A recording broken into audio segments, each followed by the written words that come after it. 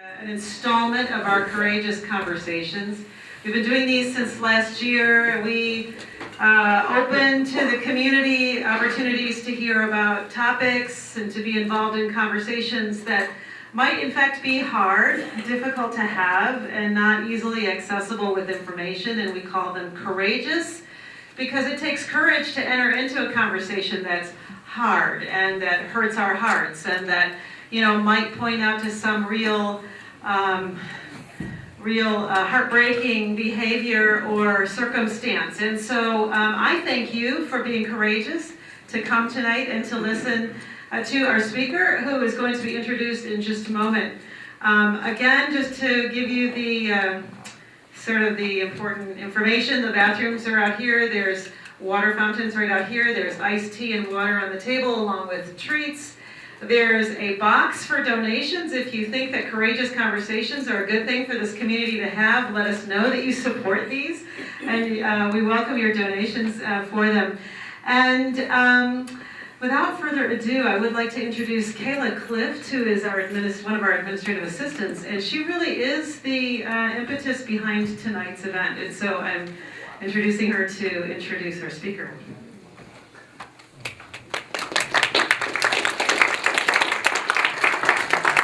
Hi, my name is Kayla Clift. I work at the church, for those of you who don't know me, with Kathy, and our staff has really been thinking about these courageous conversations, and when we were looking at topics, January is Human Trafficking Awareness Month, and I went to Eastern for my undergrad in psychology, and I remember a group called Unmasked, and they do a lot of human trafficking awareness, and I thought about that, and that would be a great group to get involved with for this event.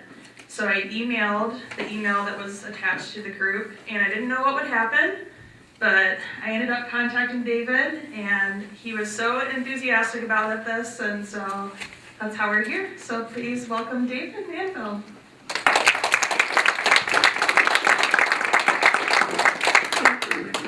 I'm very glad to be here. I have to use this mic because I've had throat cancer, and my voice cuts down at night because I've been speaking all day.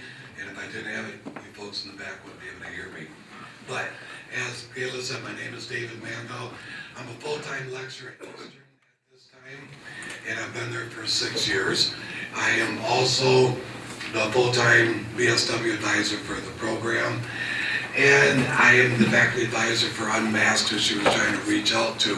We started a student organization about 4 years ago on campus, because about at that time I started teaching this class. It is the only class in the state of Michigan at a university related to human trafficking. And I got interested in it a number of years ago just by a fluke, and I shared it with the ladies at dinner, so you have to hear it again real fast. But I've got this weird energy pattern that I can go to sleep at 10 o'clock. Yeah, there you go. That better? Come up closer, yeah. Okay. Whoa, yes. All right. Went to sleep at 10 o'clock at night, woke up at 2 o'clock, went into my computer, flipped on CNN to see what was going on, and up in the corner was this little box that said, Mauritania, the last holdout for legal slavery in the world. Now remember, this was like 5 years ago, and as most of you probably go, it's, what are you talking about? Slavery's been outlawed 175 years now. Clicked on it. Mauritania, which is in Northwest Africa, still to this day, 2017, buys and sells people on the streets. They go into Central Africa, kidnap people, bring them back, and they're sold. So I read about that. Then another box flipped up, and it had to do with child sex tourism. It's like, okay. Then labor trafficking and child soldiers and all these other topics. Turned out CNN was doing a yearly report about human trafficking in the world today. And of course I'd heard about things like prostitution. Every now and then you'd read something about a factory that burnt in Malaysia or in India, and 250 people died because they had the doors locked and they were making clothing for Walmart and Nike and JCPenney and all that. But you read it, put it aside, and oh well, and you go on with your day. But whatever happened that day got this morbid fascination going on in my mind about, I don't understand how in the year 2000 we can still have slavery going on in this world. And so I started doing research, and I started reading and just talking to everybody, and my morbid fascination has continued. And I'm still not at the point of fully understanding how somebody else can sell a human being in this world or enslave them. So that's what I did. I started my class at Eastern, and I present statewide, nationally, to groups, to churches, to whoever, about what trafficking is, because unfortunately most of us don't know anything about it. And if you don't understand what it entails, you don't hear about it, or if you do know anything about it, it's over there. You know, someplace India or China or someplace else, but it's not here in the United States. So, if you could please, one more. Okay, so these are just a list of questions, and I'm not gonna go through them with you, but just as we talk tonight, things I want you to think about. In your mind, what does human trafficking or modern day slavery mean to you? Do you know anything about it? What causes it to happen? Is it just over in a foreign country? Is it in some place like Las Vegas or New York City? How are kids exploited in this? How many slaves are there in the world today? And these are the questions we're going to take a look at tonight and try to get this through. What I'm going to try to do is hit you up with the stuff I teach at Eastern for 15 weeks for 3 hours a night. So you're going to get my 45 hours of time in 2 hours. Okay? So, but anytime during the night, if you've got a question or comment, just raise your hand or whatever, because I do want it to be more of a conversation also. And if I'm going to hit on that area, I'll say that's coming up in a couple more slides. Okay? So, please. So, my first thing to you is that you all know you are slave owners, right? You do know that you own slaves around the world. Yes? No? Do you think you do? Okay. Everybody in this room is a slave owner. How many of you folks in this room own a computer? A cell phone? Okay. Both of those modern day necessities have little pieces of metal in them, and where that little metal comes from, tungsten and masonite is what they're called, and there's one other little one. It's part of a tin. It's used to solder things. Without these two little pieces of metal, your cell phone or your computer will not work. Both of these little pieces of metal are mined in Africa and in Afghanistan, and since these are lawless countries where these are mined at, children are forced to mine these products. They have to go down in deep mines that are not built up with safety measures at all. A lot of times the mines collapse, these kids are killed, but they dig it out of the earth, bring it up, and then it's shipped out of wherever their little mine is at, shipped to a city, cleaned up, and then it's sent around the world to all the computer companies, to soldering places, and so therefore you have a slave in your background already, at least two. What I'd like you to do, this is my challenge for you, and I'll never know if you do it or not, but there is a website called slaveryfootprint.org, and you're shaking your head, so have you been on it? 50? That's my number. 50. Okay, well, I have 58. Okay. My wife has 138. Okay. What you do is you go on this website. This is to open up your eyes to what I'm talking about, that you are slave owners. Go on the website. They've got 11 questions, and then they broaden out into a lot of other questions too. If you do the entire thing, it'll take you a couple hours to do, but because they get very detailed. Some of my students at Eastern, because they're very poor students, they have maybe 7, 8, or 9 slaves because they don't have anything. But looking around the room, we have people about my age in here. You're set in life, you got your house, you got your cars, you got pretty much everything you want. I can pretty much guarantee you that you're going to have more than 58 slaves, if you be honest about what you're looking at. Do it individually or do it as a family, as a couple. But it will open your eyes to the fact that you own slaves. Folks that are married in here, or people that have jewelry on their hands, depending on what stone it is, where it came from, it was probably mined, cleaned, or shipped by traffickers, which means that slaves transported these goods or cleaned them. So hopefully it will raise your conscience. Okay, so what I want to do tonight, I'm going to share some numbers with you. I don't really like statistics or numbers because especially in modern day slavery, we don't really know how many there are because obviously it's a hidden crime. You're not going to be out on the street saying that I'm a slave owner and this is what I do. Most of these crimes are hidden.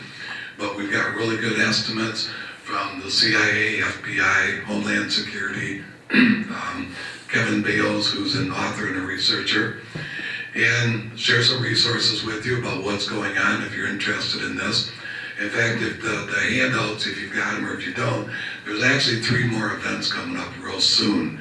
And one of them is going to be at the Lenawee County, it's by the Lenawee County Human Trafficking Task Force, but it's going to be down in the Adrian Public Library, and it's a book reading and a book sharing event they have there. Next Thursday night, if you want to make the trip up to Eastern, my student organization, along with the Salvation Army, we're hosting a movie viewing of Nefarious. It's called Nefarious Merchant of Souls, and that's going to be at 7 o'clock next Thursday night. So come on up, watch a movie, we'll have a discussion about it, and find out more about trafficking. And let's see, where's this one at? This one is River Raisin Room at the Health and Human Services Building. They're going to have a police officer talking about human trafficking there. And that's going to be on February 3rd. There's lots of events going on in the next couple of weeks and the next month about trafficking, so we can raise awareness to it. And we'll talk about what trafficking is, the official definition, look at specific kinds of trafficking around the world and locally. And one of my hopes really sincerely is that I hope I do shock you. And I hope I wake you up and you're sitting up in your seats by the time we finish tonight. And I want to motivate you to get involved with what is going on, because this affects everybody in the room. But first, we got a little bit of awareness to do, so we understand what we're talking about. I don't like the terms that are involved with human trafficking, and I find them disconcerting a lot, so we have to know we're on the same page here. Number one, you read things all the time about sex trafficking. This is not sex trafficking. And I don't know about you, but when I think of the word sex, I smile. Sorry, but I do, because sex to me is you're with somebody you love, you're doing something consensual, it's something that you want to do. That to me is what sex means to me, okay? These girls and women that are being trafficked are not having sex. They're being raped. They're being assaulted 20 to 30 times a day. And 7 days a week, 52 weeks out of the year. There's nobody in this room that has sex 20 times a day, every day of the year, okay? So we gotta switch your mindset on this about what this really is. The second part is I hate the word pimp. They've got everything going on now. Pimp your car, pimp your house, pimp this, pimp that. Pimps are glorified in the media. You always see them with the big hats, with the money, with the jewelry on, with the best car, with all the beautiful women on their arms. There are actually pimp balls that occur in Chicago and out in Las Vegas, where these pimps bring in everybody and they have their own celebration, which I find utterly disgusting, but it occurs. So I changed the term over to traffickers, serial rapists, predators, whatever other negative term you can think about, because these people that do this work are not nice people. They're predators. They seek your kids out, they seek the girls out, the women out, they track them down, they assault them, they hurt them. And we're going to talk tonight about where this comes in. The term prostitute, if I'm picking on Kayla here, if you say Kayla's a prostitute, it's got a picture in your mind. But if you turn that around and say Kayla is being prostituted, it changes the entire image in your brain of something that she's doing not willingly. And in all the years I've been doing this work and all the survivors I've met, I've yet to find one that grew up and talked about, well, when I get to be this age, I'm going to be a prostitute. Never met one. Okay? So again, the changing of the word changes the pitch in your mind. If you are a buyer, a John, that purchases a 14-year-old girl off the street, or a boy off the street, because this affects both boys and girls, you should be charged to the full penalty of the law. You tell me what the difference is that if I buy a 14-year-old girl off the streets of Tecumseh and assault her and get busted for it, I get my hand slapped, I might have to go to a John school.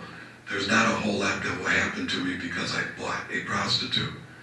But if I molest my niece or the 14-year-old girl down the street, I'm going to prison. I am going to be on the sex offenders list for the rest of my life and have a lot more bad things happen to me. So you tell me what the difference is between that 14-year-old girl out on the corner and your 14-year-old niece. There's no difference there, except she's got the stigma of being on the streets. So the penalty for the person that buys that 14-year-old is a lot less than what it should be. Child prostitution, we read this in the paper, you see it in the headlines. 14 child prostitutes got arrested or got saved, whatever else. A child cannot be a prostitute. The federal law says you have to be 18 years of age to consent with sexual activity. If you're a 14-year-old girl, you can't say it's okay. A 15-year-old. You can't say it. So get rid of that term of what we're portraying. We're stigmatizing these young girls on the street. We're not going to talk a lot about it tonight, but child soldiers. 350,000 kids that are just big enough to, if they're big enough to lift a weapon and carry a gun, they're turned into child soldiers. But again, a child can't be a soldier. Because international law says you have to be a minimum age of 16 to serve in any type of military forces. These are 8, 9-year-old kids that are killing people. So we've got to change that term also so that we look at what they really are. I really haven't come up with a good term yet for that. And then human trafficking, I'm not really fond of the term. I think we need to change it again to what this is. This is modern day slavery. And again, to human trafficking, you think, oh, okay, change the word, put slavery in there, and it changes your image of what we're doing. So, please. So, what is it? Basically, what it is, it's really a pandemic that's sweeping around the world. It's an invisible crime because we don't know how many people are in there. With the age of the internet, a lot of this stuff happens behind closed doors. I'm sure a lot of you have heard that Backpage was just shut down here about 2 weeks ago when they went in front of the Senate for hearings about what they were going to do with Backpage.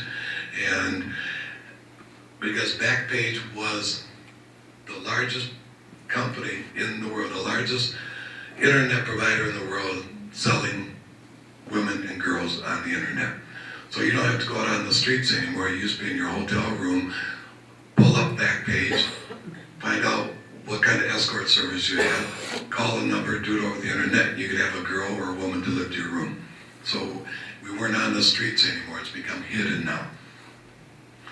After drug dealing, we are the second highest criminal activity in the world. Arms selling is right behind human trafficking. And think about it for a minute.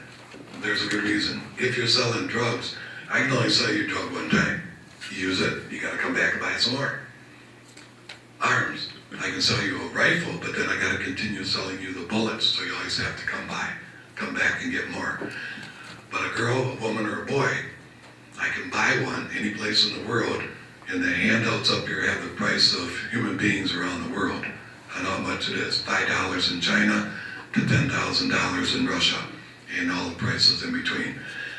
But if once I get this girl or this woman in my stable, like I mentioned earlier, 20, 30 times a day, $100 a time, I make $2,000 a day, and if I keep her within my stable in the first year, times 300, I can make pretty much $175,000 off of each woman or girl in my stable. And then when she's done, used up, broken, whatever, I can throw her away and get somebody else. These folks are disposable. And I'll tell you about why that is a little bit down the road. The number of slaves that are being used today is double the amount of the slave trade, transatlantic slave trade. It also doubled what the Native American slave trade was before that occurred. And the bottom line here is it violates every one of your human rights. We have a right to be free, a right to seek our own life, a right to be happy. When I control you, you don't have that right at all. Just real fast, just so you understand that, the official definition from the Trafficking Victims Protection Act of 2000 is up there. I'm not going to read it, but the words I wanted to highlight to you is the force, fraud, and coercion. To be a part of modern day slavery, to be a victim of human trafficking, you have to have one of those three components involved with it. We're not talking about people that are working in crappy little jobs that are getting $3 an hour, or a crappy marriage or something like that. The bottom line on this is that if you cannot walk away free will, then you're held in slavery.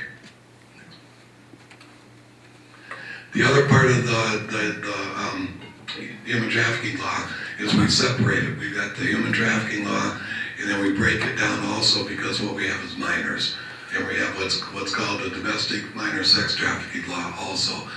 And that was put into place because we have to specifically provide things for kids that are underage. So any child underneath the age of 18 that is involved like in prostitution is automatically considered a victim of human trafficking because federal law again says you cannot consent. State of Michigan consent law, I think I said it wrong earlier, is 16. The problem we're having in this state is because our consent law says 16, federal law says 18. When we would rescue where these girls would escape from the traffickers that held them, we didn't know what to do with them. Because our law says, well, it's okay, you can do this. But so what we did is we set into place safe harbor laws. So if we get a 17-year-old girl that we rescue off the streets, she's provided services instead of being considered a young prostitute, okay? We had too many girls that were trapped into that. I did that one without flipping slides, so. Okay, so just real fast, the method to get into human trafficking is somebody has to recruit you, has to move you, or has to obtain you. That can be through buying, that can be through kidnapping, whatever it may be of getting a hold of you. And that could be by the force, fraud, or coercion. The force means, yeah, I kidnapped you, which does not happen very often, okay? But it could be the fraud or the coercion of forcing you to come into this country, smuggling you into the country. And the coercion part could be is that, well, I promise you a job that you're going to be working in a hotel, but when I bring you into the country or I move you from Detroit to Grand Rapids, then I force you into working out on the street someplace. And then the end purpose of this always is exploitation. It's to make money. There's no other reason to be doing this. These people don't do it out of I'm being smart aleck here now, don't do it out of the goodness of their heart. They do it to get money from you in one way or another. Whether you're picking the cucumbers up off of I-75 north of Bay City, or if you're working the streets of Detroit, the end result is I'm going to get money into my pocket. So, please. We already talked about that, so we're good. Okay. This, it might seem like a shocking title, but Charlene Haslam is a social worker and a researcher up in Northwest Canada. What she was noticing at the school that she was working at is she had a lot of high school kids, girls, And now it was trickling down into their middle school. A lot of kids that were being involved with sexual activity. And she started doing some research and having meetings. And well, one of the things, let me clarify something. I don't make things up. I try to give you the most accurate numbers that I can, and I try to be as truthful as what I can. You can go home and Google oral sex, the new goodnight kiss, and you will pull up all her videos and her research, what she's talking about. What was going on is that these girls somehow were getting talked into performing sexual acts with adults, not with other kids, with adults. And they were convinced by their older girlfriends that, well, these guys aren't exploiting you. Or, yeah, these guys are not exploiting you.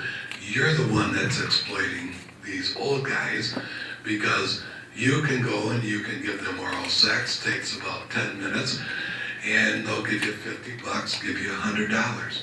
You're already doing it with your own boyfriend, so why not do it to get something else? And so it was trickling down through the high school, then the high school girls were talking to the middle school girls.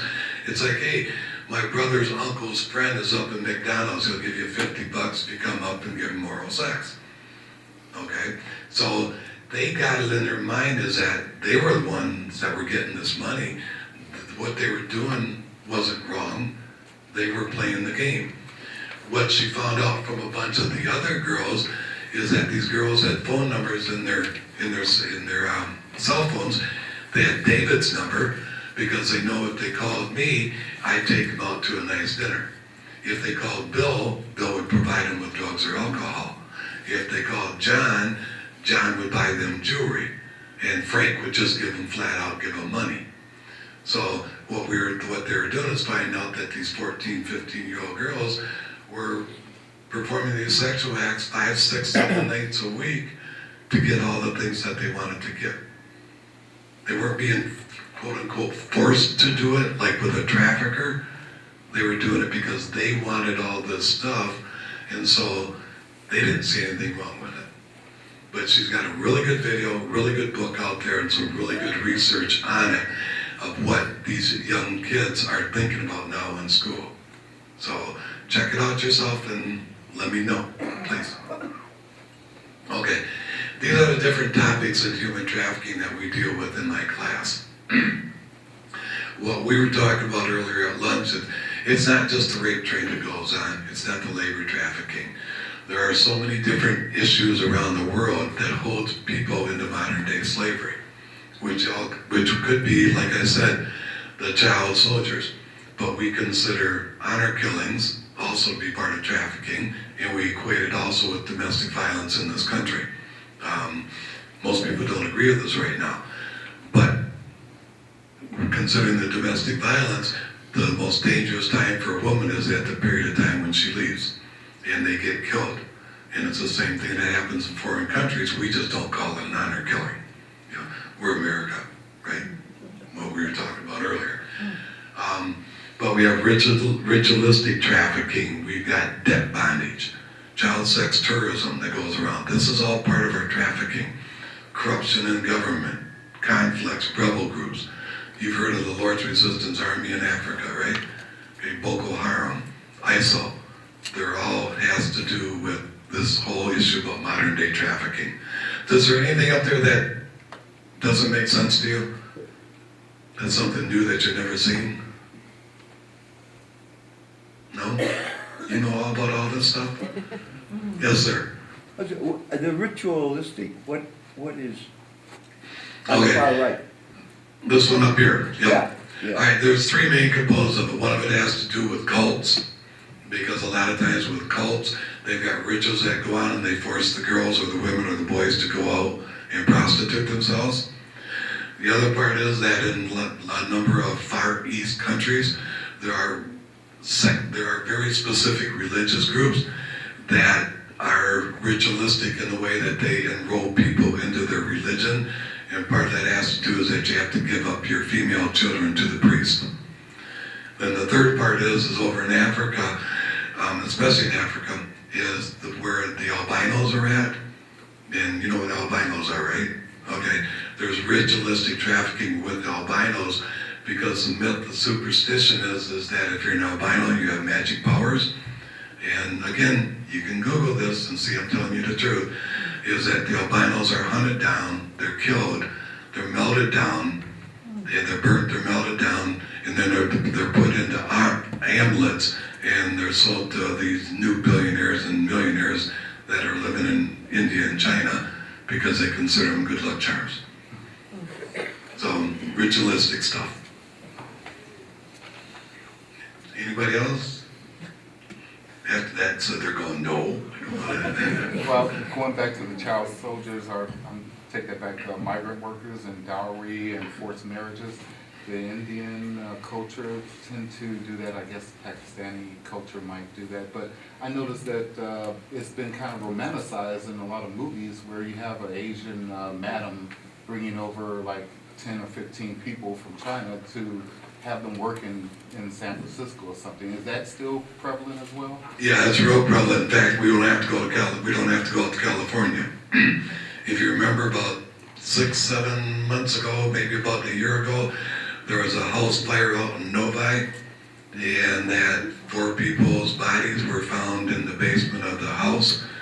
Well, the house owner owned I'm not going to pick on the Chinese. I don't know if it was Chinese or a Thailand food place, but he had brought fellow countrymen over to the country, had enslaved them in his restaurant that he ran, and had them locked up in his basement when they weren't working for him. They weren't paying them wages or anything else. And we believe that the house fire caused because one of the guys was smoking and something caught on fire, but 4 dead bodies in the house, they were enslaved labor trafficking. They were put into work, got no money, got no pay, weren't able to get an education or anything else. So we can look at Ypsilanti. About 5 years ago, a gentleman, quote unquote, when I do my quote unquote, I'm trying to be smart alecky, okay? Because I can't say what I want to say inside where we're at here. Okay, so, but I do say them in class sometimes. But, had a guy that worked at the University of Michigan as a janitor. He had gone over into Africa, and you got to understand things about the world. Most countries in the world don't have like social security numbers. They don't have birth certificates. There's no way of identifying how many kids you have or whose kid is who. So like when you have the tsunami that hit the middle or Southeast Asia years ago and went inside and killed a couple 100,000 people. The day after the tsunami receded, the traffickers were on land grabbing up the kids. Because how do you know this isn't your Uncle Fred from Belleville that's come to get these little 3 and 4-year-olds? Little 3 and 4-year-olds can't talk very well, or even younger than that. They don't know if you're their uncle or not. There's no identification. So these traffickers moved in and said, oh, I'm Uncle Fred from down the road, and these 3 are my sister's kid, and she washed up the sea. Boom, moved in, scarfed up, we lost 100,000 kids. Okay? And so that's one of the problems that happens worldwide. It's not on this slide. Now you lost me where I was going to talk on. So I can get off going into anything. You can bring up any subject about something in the world, and I can tie it into trafficking. Because it affects everything. Yes, ma'am? Some of the nail salons that are around now, those gals don't look real happy. You bend down and be on your hands and knees all day scraping people's fingernails and smelling their dirty feet. You wouldn't either. But being real, we have a number of cases of that being the truth. A number of nail salons are fronts for trafficking. Not all of them, but there are some. And some of the things you have to watch for is, and we talked about this at dinner, is who is in the shop when you come in. A lot of times you've got mostly foreigners, Vietnamese, Korean women that are working there. They don't speak English, or they speak very little. If you try to start a conversation up with them, they won't talk to you. Or the woman that runs the cash register, or the guy that runs the cash register comes over and stands by it so the conversation doesn't continue. Most of the time your tips cannot be put on a credit card, they have to be cash. And if you look at the back of the room, and I see a couple women already going, huh. Okay. If you look at the back of the room, there may be a door or an opening with a curtain over it. And if you watch, if you're becoming aware, if you watch and when people go back through the door, are there bunk beds back there? Is there a hot plate? Is there a microwave? Are there 3 or 4 kids sitting on the mattress being real quiet while their mother's out there working? So not everyone is illegal. But part about learning about this thing is you have to think about what you have to look for. Okay? So it's always nice to know what to look for when you go in. And we'll get in later, plus there's a handout about who you report things to. Okay? Yes, sir. When you and I were growing up, we were watching westerns that they had mail order brides, but that's still a situation today? Yeah, and thank you for that, because there's actually the one Western movie, Seven Brides for Seven Brothers or something? Yeah. Okay. We're talking 2 different things here now. And it took me a long time, seriously, it got me a long time into this. But mail order brides started back in the old days, back in the Western days. Most of it was legitimate, because men moved out to the western side of the country. You needed women to be able to have kids to continue civilization. So there were actually advertisements in magazines looking for women that were willing to move. These women weren't forced.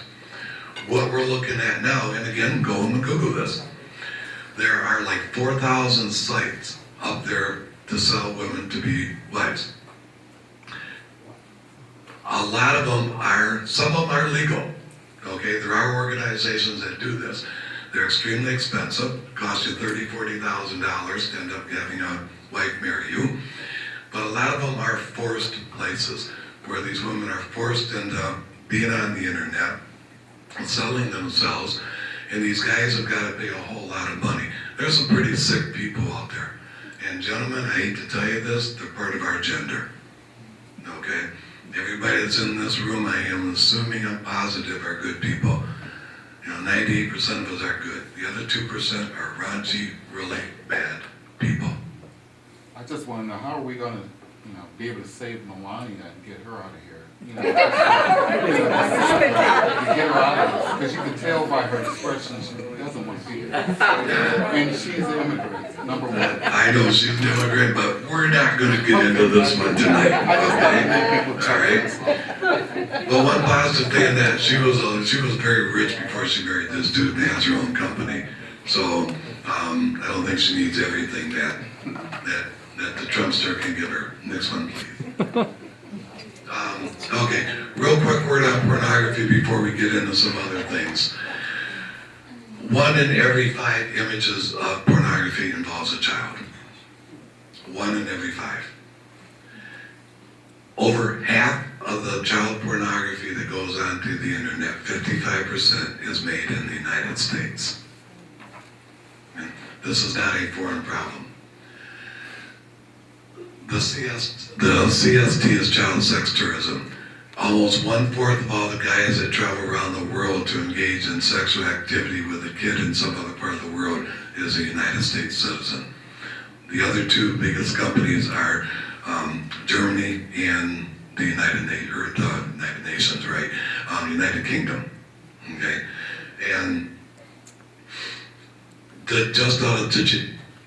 to stand, whatever it is, I can never get all the stand names right. In a 6-month period, over 1 million child pornography was produced, executed during that time. That's in a 6-month period. That just, I can't even break that down how much per day. It's a $4 to $5 billion industry, and it's probably more than that, because that's pretty much just the initial selling of a videotape. And again, if you don't think that happens, they just busted a guy up in Oakland County that had 144,000 images of kids on his computer. It happens cities, rural areas, every place. Is that the doctor? It could have been, there was a doctor, there was a judge, there was just a sports coach in southwest Detroit, Wayne County, that got busted having child porn. It is prevalent throughout a lot of, it doesn't matter. You're not a low-life scumbag that you would think about, okay? You're high-ranking government officials that are involved with this stuff too. The CIA and the FBI says at any given time, we have over 100,000 kids that are exploited in the United States through the pornography or through live sex shows or commercial sexual activity. I bring that up, and I've already seen a couple heads go down and being shaken. Those of you that have kids and that are on the internet and that have their Facebook or their Twitter, whatever, you need to be monitoring this. You need to be watching this. We have unnumbered cases of people meeting new friends on the internet. And what these people do, according to the FBI, I'm busting one of my own stats here, according to the CIA, there's 50,000 predators daily online looking to get connections with your kid. It's very easy to have a false identity on the internet. You just crop out a picture of a 13-year-old girl and you post it on as your picture. Then you start trolling through Facebook, for example. You're looking for a comment from some kid that just says, oh, I hate my parents, I'm grounded for a week. Oh, you look at the picture, it's what you're thinking about, you make a little comment down there. That's happened to me too, I'm sneaking on my computer now. You start a conversation up. You don't know who you're talking to. And usually it's some guy sitting in his mama's basement on the computer in a dark little room, which that isn't true either. Okay, but that's what's in our mind.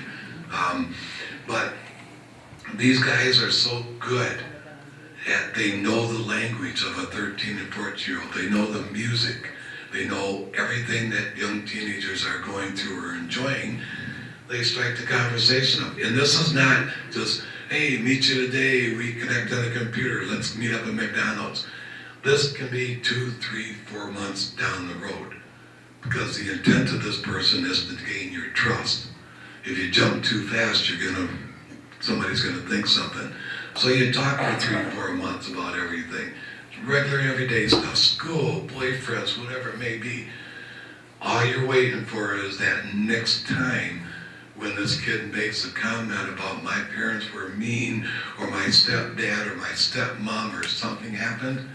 It's like, hey, why don't we get together and have let's meet up at McDonald's, let's meet up at the mall, whatever else. You sneak out of the house because you're mad at your parents.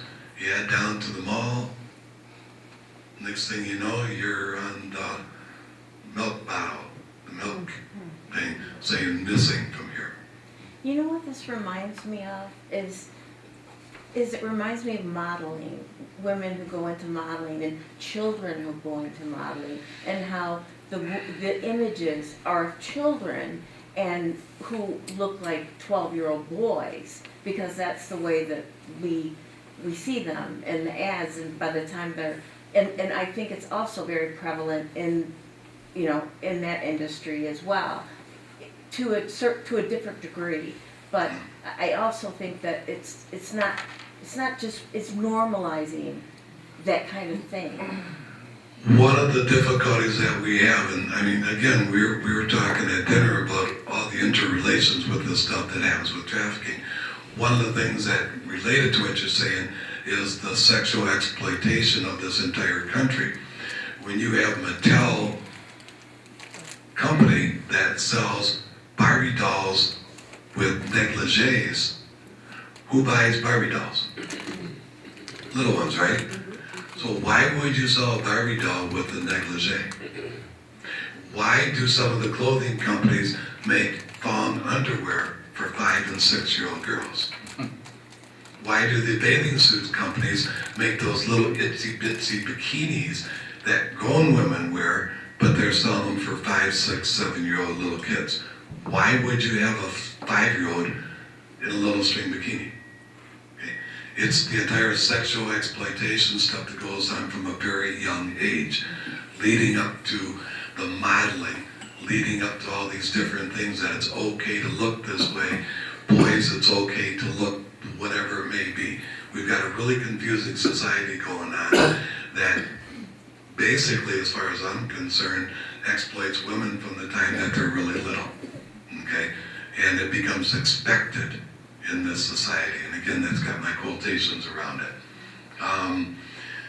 Of the people that we end up, when I say we, I'm talking about everybody that's involved with this. I don't arrest people, I don't go out and do a lot of things, but we're part of the abolitionist movement.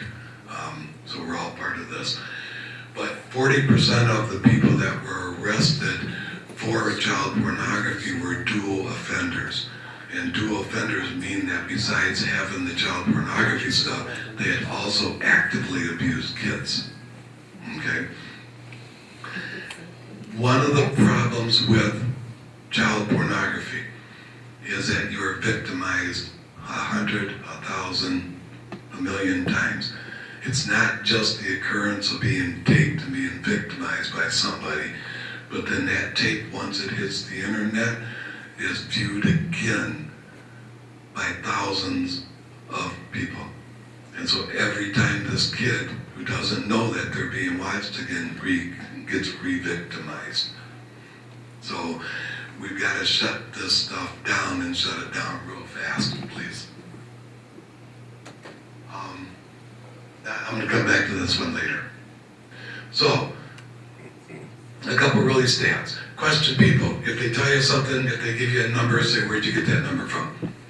Because one of the myths one of the problems we have in this movement is that if we get wrong information out there, it might sound good, but it also hurts us, because then we go for grants to provide a service, and somebody will say, well, you've got 100 victims living in Tecumseh. A year later, we've got one, and I mean, one's too many, we know that.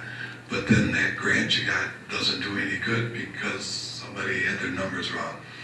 One of the misspoken things out there is Michigan is number 2 in the United States for human trafficking. That's crap. We are not. The only time we were number 2 was the last 2 years when Homeland Security, the FBI, and all the police departments raided cities and blocks in certain cities, and for 2 years in a row we had more traffickers and more underage girls that were rescued out of Wayne County than any other city in the country except for one other one. That was the only time we were number 2. That doesn't mean we had the second highest number of human trafficking. Just on those 2 weeks were we, okay?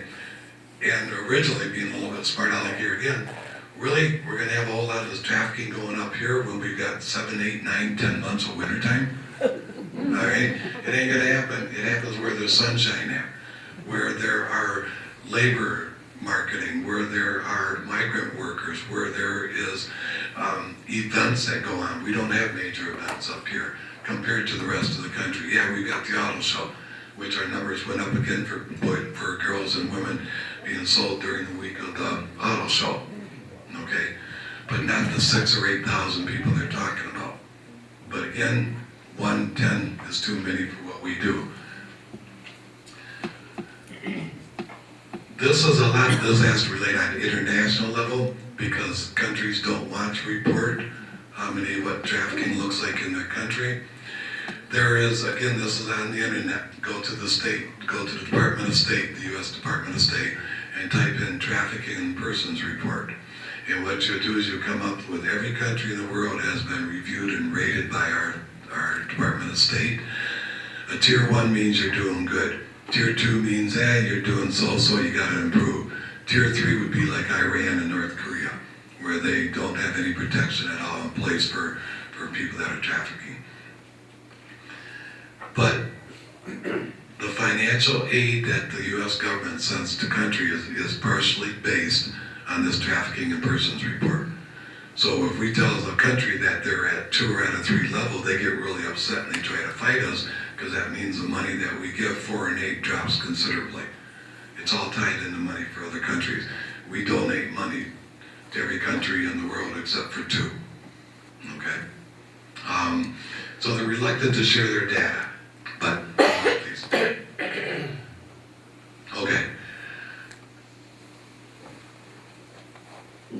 issues that's happening and why there's so much modern day slavery going on is that we have a world population of 7.8 billion as of 2 weeks ago.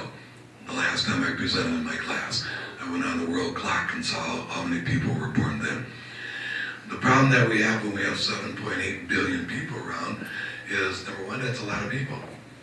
Number two, it means that if you get caught up into the slavery that's going on, and if you get sick or if you die, you're kind of like these cups that we're using to drink out here. You crumple it up, you throw it away, you go get another one.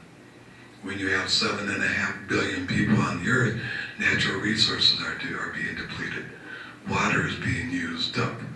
Environments are being destroyed. When you destroy an environment in a city in some place, a farmland someplace, it doesn't allow that farm family to survive there. So then they have to move into the city, and there are 10 cities in the world right now that have over 40 million people in them. You go into a city that's 40 million people, where are you going to get a job? How are you going to support your family when you've been a farmer all your life, all your generation? You become more vulnerable and easier to exploit. Okay? When you're a mother over in India, Pakistan, wherever you want to be, you have 6 kids.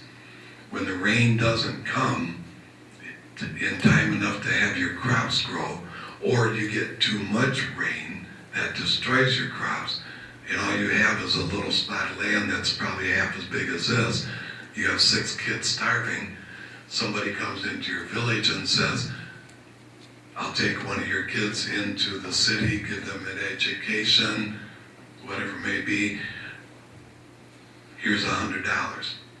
No woman in this room, or guys too as dads, but no woman in this room would say that I would ever sell my kid and get rid of my kid. True statement? Right. That's a lie. And because of what situation you're in, your westernized mind says, no, I'd never do that. But when you're living in a situation like this, where the selling of one of your kids is going to mean that you can provide food to keep your other 5 or 6 kids alive, even in the back of your mind knowing that your kid is going to be forced into a brothel at 4 years of age, you still will do it. And you can still sit here and shake your head no, but I challenge that. And if you understand again what was going on in the world, people do desperate things to make do for what they have with their families. There is just another road spot. Go on the internet, go on YouTube, and type in stolen kidneys. There are entire villages in poor parts of the world where every adult in that village has a scar running up down their back because traffickers have came in and paid them maybe $200 to let them and do the surgery and steal their kidney, because you only need one, okay? But they've got entire villages of everybody, every adult has scars. They've taken the kidneys and sold them on the black market, or what we consider the red market, and sold them for $2,000, $5,000, $10,000. Organ trafficking is very big in the world. It's very lucrative, it's very costly, but it makes a whole lot of money, because you can only sell the thing one time, okay? But it happens all over the world. People steal people's corneas, they steal their hearts. Your entire body can be used some way for somebody else. But that's a different topic, because we can do that for 3 hours too. Sounds like fun. It's my students come in, and I got 28 students this year, and they'll be sitting up at the table just like this, nice and straight, and by the end of the night, half the time the classes, it's like they're down like this in their chair going, oh God, really? But part of my job, though, is to make people aware of what trafficking is, to make you aware. We can talk again on let me rephrase this. What I want my students to be is to be conscientious people. I want them to be socially responsible. Here's my other challenge. When you go home tonight to take a shower, when you take your clothes out to jump in the shower, look at your labels on your clothing.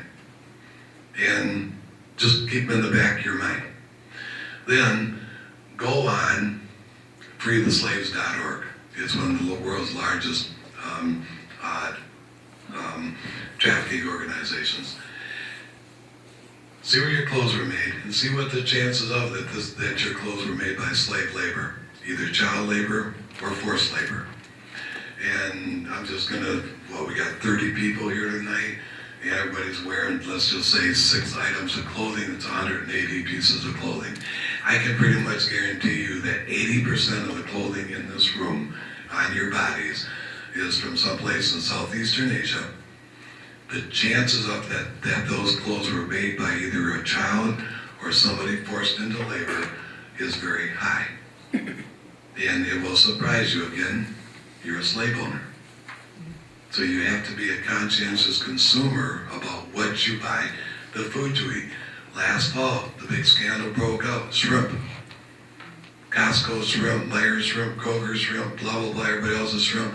They documented it, they followed it from the time that it came into Great Britain. BBC did this, and they tracked the supply chain back, and almost 80% of the shrimp that was delivered to developing countries was farmed by slave labor by kids.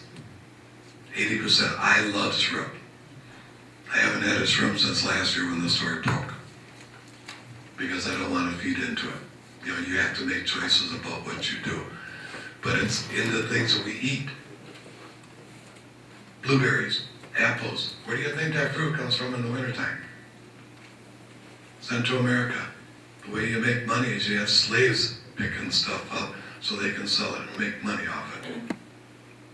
So again, I'm not lying to you. Check it out. It's there.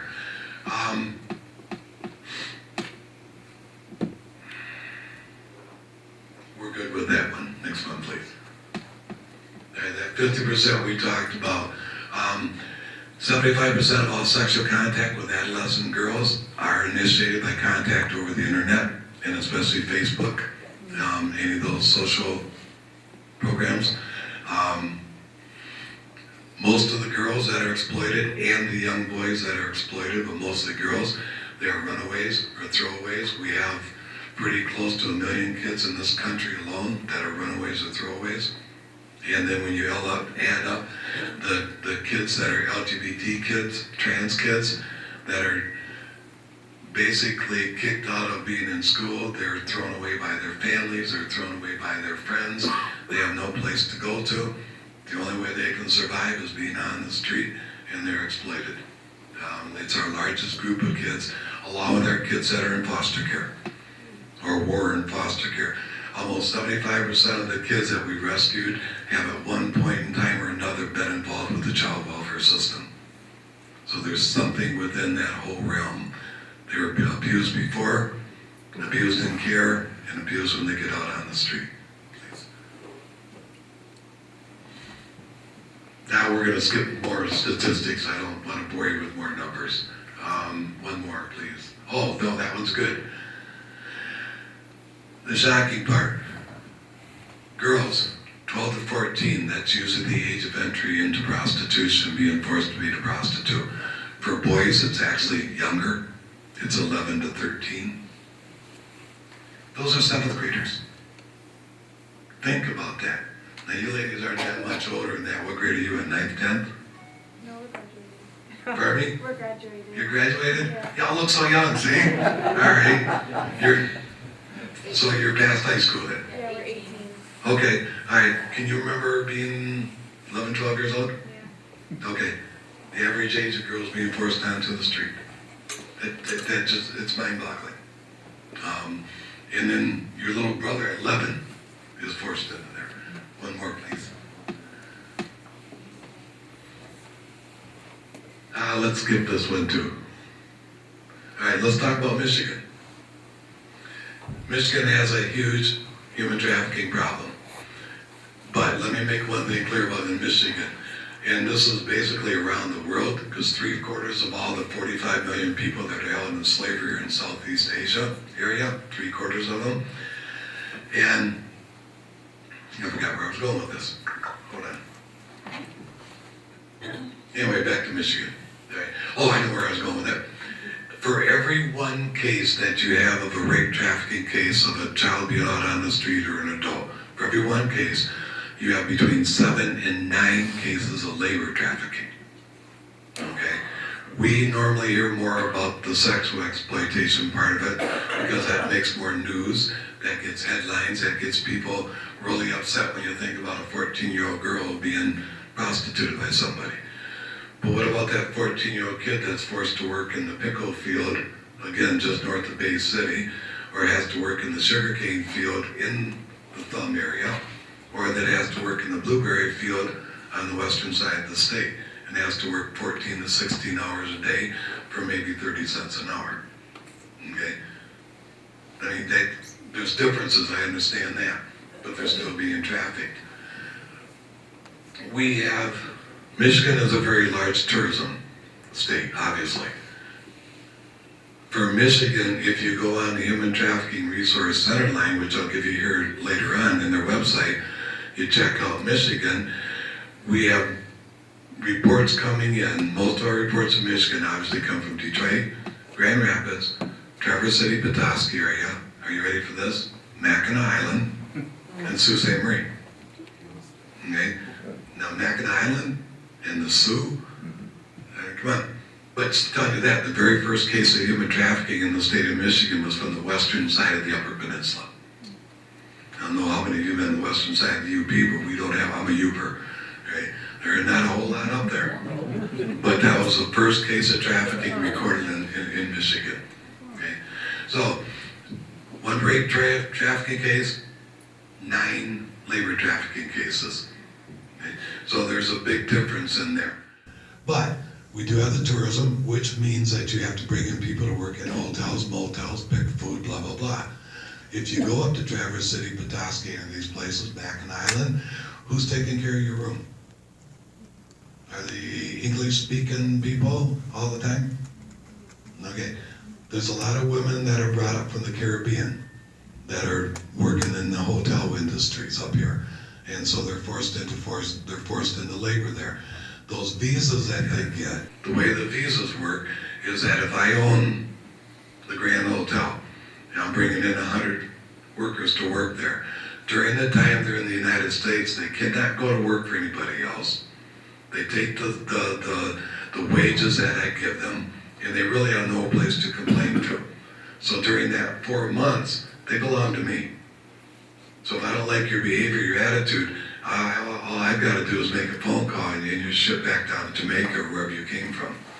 There are unscrupulous people that take advantage of folks that don't speak a lot of English. That's one of our biggest barriers for trafficking is language. And they take advantage of it because where are you going to go to complain? You're stuck up here. You're 10 hours away on an airplane from your country. How are you going to get back there if you don't like working for me or if I abuse you? You ain't going anyplace. So we get a lot of complaints. We also have major communities in this state that are deep in poverty because of plants closing, anything else that's happening. When you get into a poverty situation, people are going to do things that they normally wouldn't. And unfortunately, kids are going to do things they normally wouldn't. Because no kid, think about the age of what they're going through, trying to keep up with all their peers.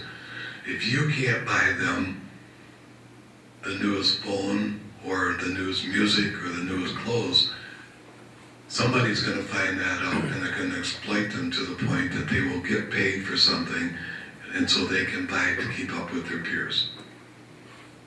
So we've got that issue going on.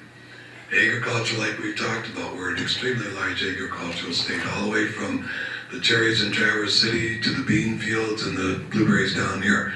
We have many migrant workers that are brought into Michigan, and many of them are abused. Okay? I haven't been here in a while in Tecumseh, so coming up M20, of course my mind goes with all this stuff. So I'm going, wow, these are some pretty big farms. And I hope there's no farmers in here that are going to hurt me. I'm just looking at going, wow, there's a lot of land here. And I'm sure I would hope it doesn't happen in this area.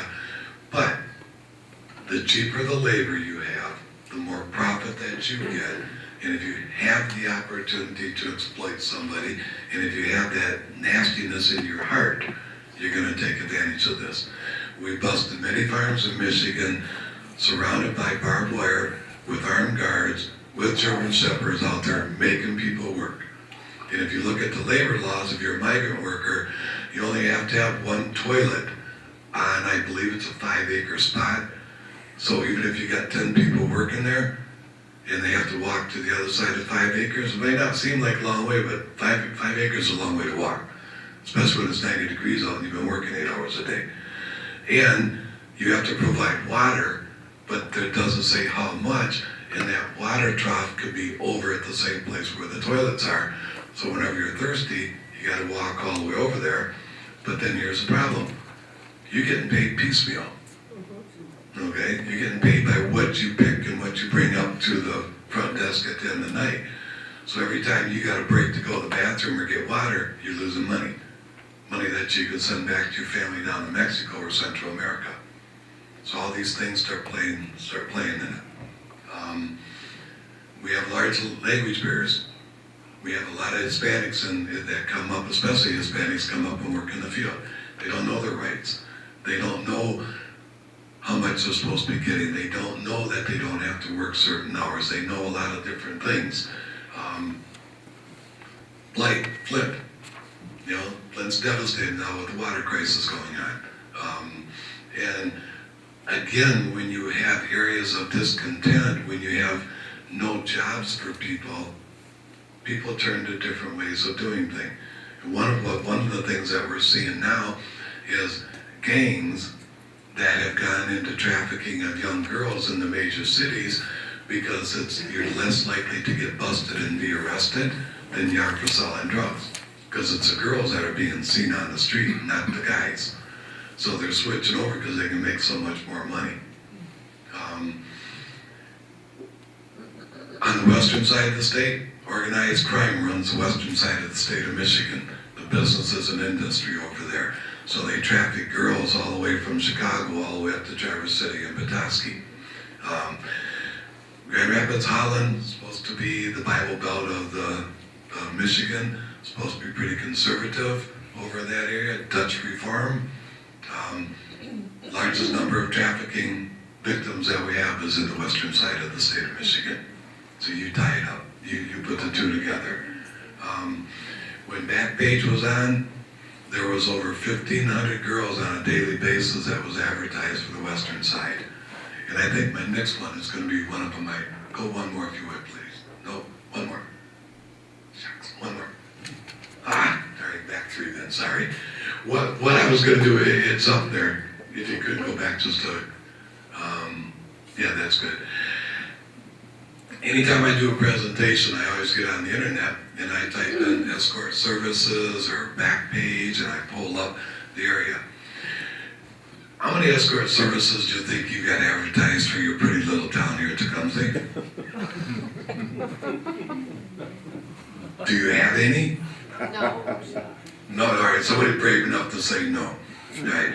When I typed in escort services, Tecumseh, Michigan, 4 came up. Okay? And when I typed in escort and sex services for Tecumseh, over 40 of them came up. You got your mouth over here going, say, what? Ooh. Every place. When I present in Kalamazoo quite a bit. How many of you travel down 94 from Ann Arbor to Kalamazoo? Okay. How many of you noticed the spa signs that are on the road? Have you ever counted them? I do every time I go down that way. There are 14 advertisements for Susie's House of Sin and Debbie's House of Pleasure and whatever other name you want to come up with. There's 14 of them between Ann Arbor and Kalamazoo. Okay? In comparison, I drive to the UP all the time up 75, probably once every 5 weeks. There is one sign north of where Beaver Road is at, where you finally make that turn and you know you're starting to head north, okay, right past the jerky place. There's one sign there that says, I don't even know the name of it, it says the adult bookstore.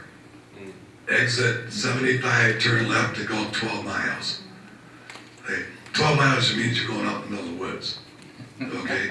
But there's nothing else on I-75 all the way up to Sault Ste. Marie. But 94, and I just count to Kalamazoo, there's 14 of them. And think of where they're located at.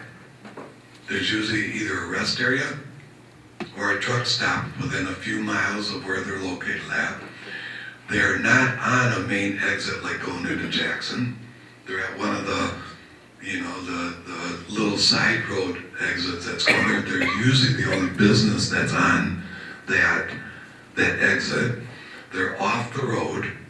If you go by there at night, the lights are very dim in the parking lot, and that's for a purpose. It's so people can't see your car and get your license plate number that are there.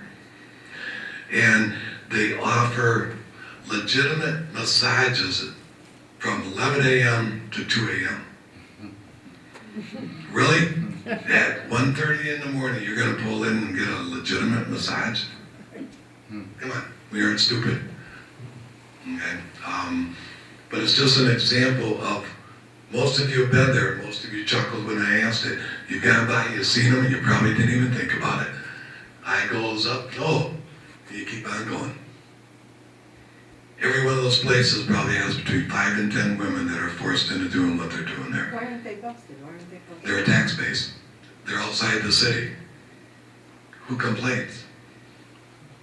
Nobody's going to investigate unless you complain. And they probably pay a lot of taxes. That's prime property. That's my first two very quick answers. The other ones I don't know about, but I could talk about corruption.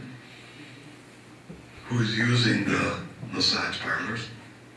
But I don't have any evidence of that at this point in time. But Jeremy Norwood does, who is a professor at Spring Arbor University, teaches social work and social justice. That's what his that's what his research was based upon over there. You're right, why do they exist?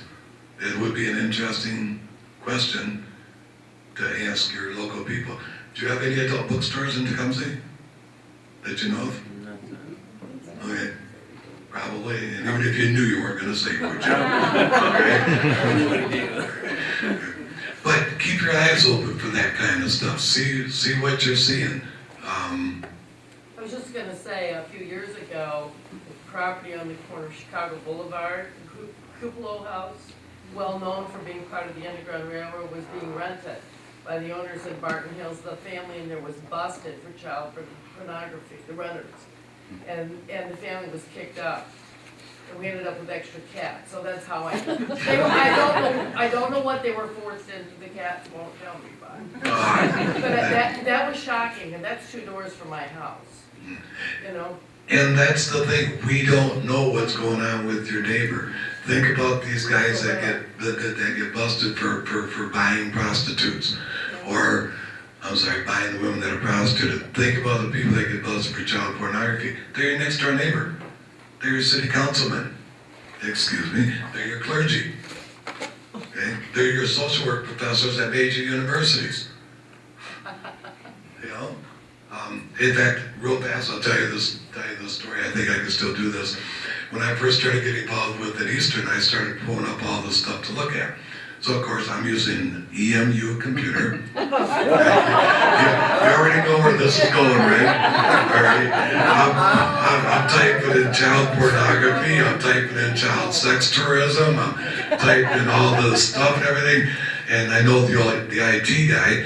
And finally one day he comes over and he just walks in my little cubicle. I'm not high enough to have an office, I have a cubicle. And comes in, he sits down and he just looks at me and excuse me, he goes, David, what the hell are you doing? What? And what are you talking about? He goes, we are getting so red flagged from your computer. But I told my boss, I'm going to talk to Manville because I know him, I'll find out what's going on.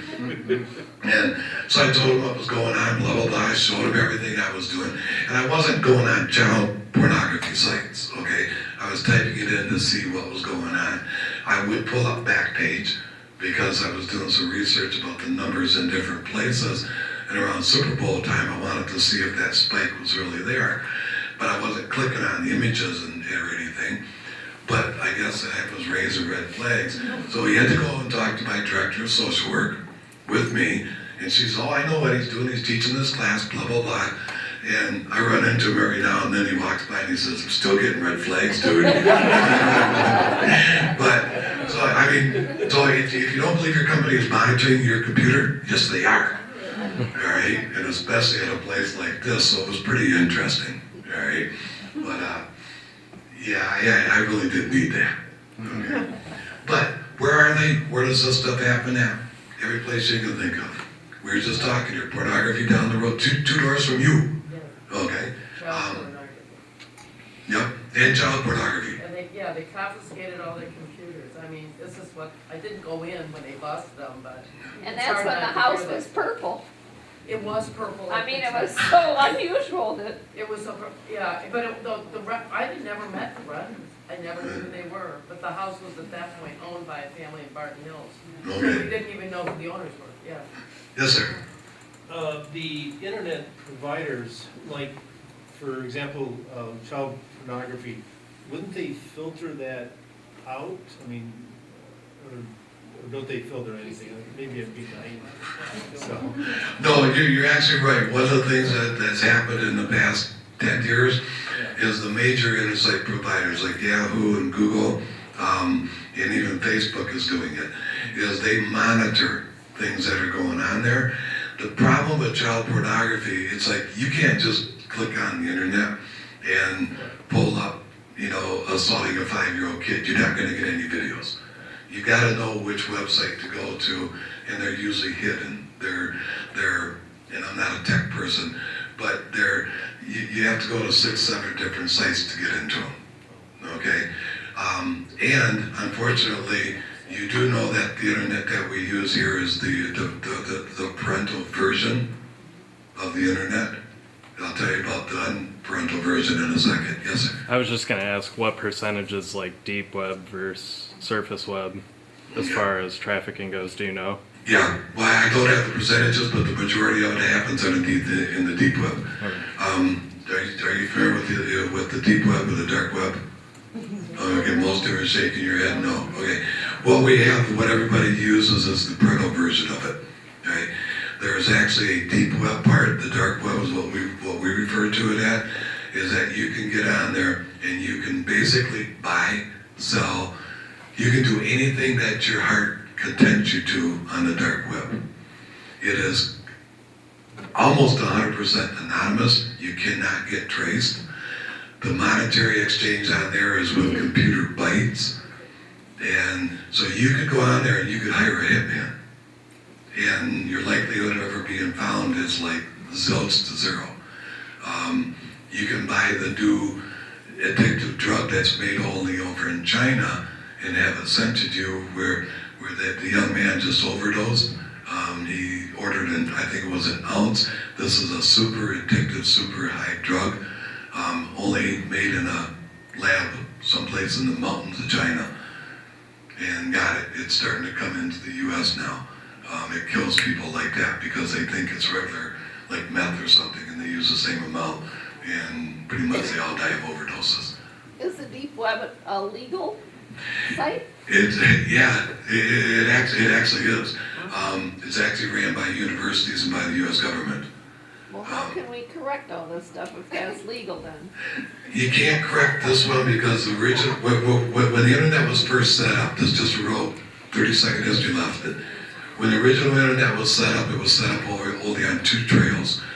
From Washington, D.C., the southern part of the United States out to the west coast, and from the west coast coming through the northern part, hitting all the places where our military bases were at, coming back to D.C.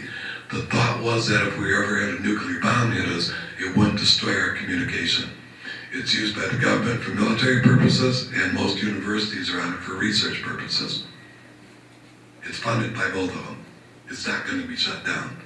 But people have discovered it, and now it's used for obviously illegal purposes. The FBI agent in Detroit that monitors it to look for kids and missing kids on there, every 6 months they're taken off the job. They have to go through a psychological examination, they have to go through therapy, they have to be okay to return back to do the work that they're doing. Because what you run into down there is is things that you would never think would happen. That doesn't make us very safe then if it's all accessible to all these creeps. It's accessible to anybody. I go on it. But I'm trying to do some research. But it's, you really don't want to go on there to do things. Most people won't just stumble into the dark web. No. A lot of times you have to use special Tor software Yeah. that hides or masks your IP address or your MAC address to your computer. And that's the way they do it. And they do it in channels of, hey, I go to this site, I know this person, and that person takes them even deeper into the web because Yeah. of connections. Yeah, it's really bounced around. But let's get back to this because, wow, our time is going pretty good here. Okay, how it happens depends on the situation. Everybody's different. But let's take a look at the teen situation because that's one that I think most people are probably really worried about. The traffickers that we've interviewed that have been busted for trafficking young girls, these people are really, really good at finding out who's the vulnerable person, who's the one that needs support in some area, who needs something. The one trafficker, when he was interviewed about how do you reach out to these kids, bless you, was saying that he can go into a mall, as the rest of his buddies can too. They can go into a mall and they can look at 5 or 6 girls on the other side of the mall all together while they're doing their shopping, hanging out at the mall. And by watching them for 4 or 5 minutes, they can pretty much indicate which is the girl in that group that has the lowest self-esteem. And just a kind of a real quickie little definition of it is that this guy might walk up past this young girl and say, wow, those are really cool boots you have there. Well, the girl with the good self-esteem or good sense of herself is going to look at you and go, yeah, right, so what? Okay? But the girl that's in need of approval or in need of having somebody pay her attention is going to do one of those, oh, you really think so? I just got these last week and I got them at Nordstrom and blah, blah, blah. The guy's got her hooks in right there. Because he found out you need the attention one way or another. The other girls don't need you for anything. It's just, I mean, it's a real quick example, but this is the type of stuff they look for. And if they do find it, it's like, or they'll look across the room at a table of girls back there, and they'll be looking at everybody, and maybe one of them's going to look up and smile when he smiles at him. So then he'll do like this, whatever, however he makes the most for telephone calls now, I don't know. But, and then ends up getting the number. It's a slow process. It's not, like I was saying earlier, it's not anything that happens overnight. It could take 3 or 4 weeks or months. We talk on the telephone. It's the same thing. It's looking for that opening of what you need. Well, I have to leave my house. My parents found my dope in the, underneath the bed. I gotta leave or whatever it may be. Well, cool, let's get together. And then it goes from there. But the guy's nice. He treats you real nice. Buys you stuff. No violence. Okay? You hang out together. You're living in his apartment or wherever it may be. One night he comes home. He's really upset. This is just an example. Really upset at stuff and says, we're going to get kicked out of here. My car's going to be towed. This happened, blah, blah, blah. Well, 3 nights ago he told you that he loved you. You haven't been told that you've been loved by a guy in a long time or ever. Okay? And since you love him so much, it's like, well, what can I do? I'm not working. Can I go to work? What do you want me to do? Well, look at, we need a couple $100 by the end of the week. And, my buddy Frank, he thinks you're really cute. And he even jokingly said the other night he'd give me $100 if you'd sleep with him. No, I don't want to do that, blah, blah, blah. Yeah, but we're going to lose our house. They have the arguments. They go back and forth on this. Finally, she says, okay. So, Friday night, she goes with Johnny. He gets $100 from him. And this wasn't really Johnny or Frankie anyway. Gets $100. So, of course, you're feeling bad because you did this as a girl. But now that you've done it once, you're a whore.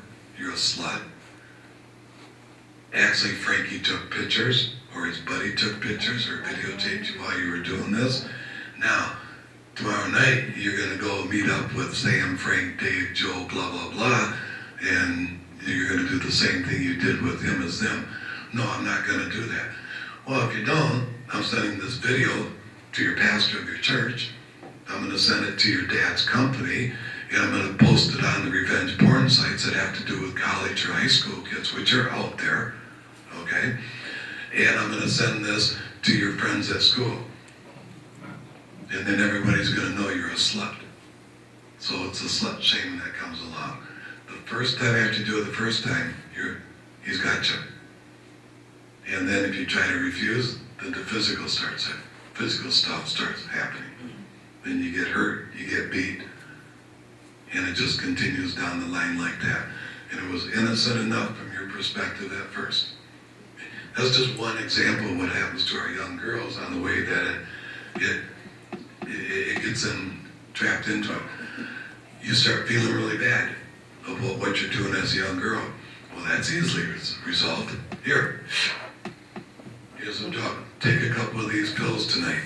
Don't worry about it. You don't have to worry about feeling anything about it. Take some of these drugs. Now they got you addicted to substances. So now they hold back the substance when you try to say, I'm not going to do it. Then you need the drugs. So now you agree to do it because now you get your drugs. It's a very vicious cycle that occurs with this. So that makes sense. Understand how that can work really easy? And it may not seem. And these aren't girls that are poor. These aren't girls that are, come from broken up homes. Anybody know the name Teresa Flores? No? All right. She lived in North Detroit, and she was a 15-year-old girl going to school, wealthy family. Her dad was really high up in one of the auto companies. Like I said, lived in a really great subdivision, went to a really good school. New kid in school, and of course, new kids in school are lonely. And one of the good-looking guys in school started paying attention to her. And her mother always had told her, you can't drive home with somebody, you can't go with somebody. And she was a good kid. They all went to the church. One day after classes were over, she did accept for a ride home from this guy. But on the way home, he says, hey, I gotta stop by my place real fast to get some cassettes or whatever else. We're talking like 25 years ago now. And she's like, I'm not supposed to. He's, come on in, don't worry about it. Stopped at the house, brings her in the house. He says, you want a Coke or something? I just gotta run upstairs and get these tapes. Sure. Goes in the kitchen, brings her back a Coke, heads upstairs. By the time he comes downstairs, she's feeling woozy. Something's wrong. He had drugged her Coke.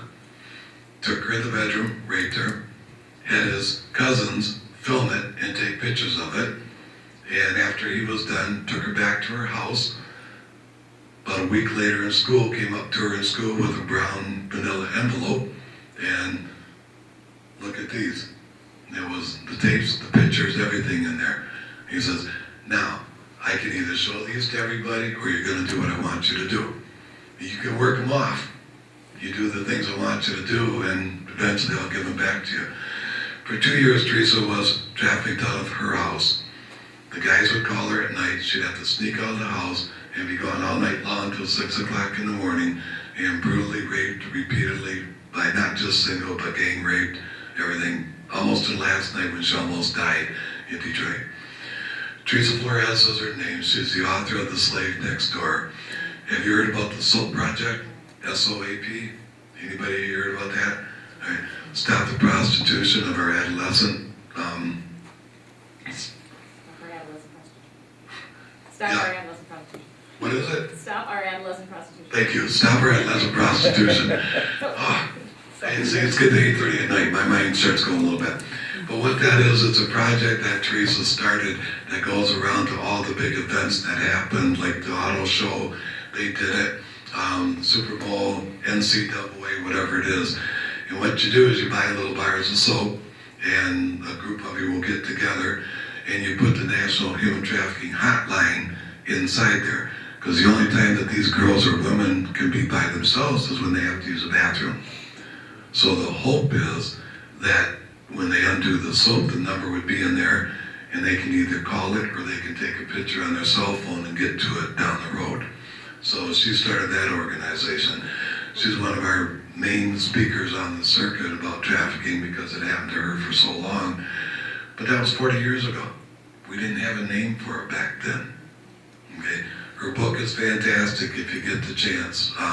Buy it and read it. It will totally shock you because this was a girl, well-to-do family.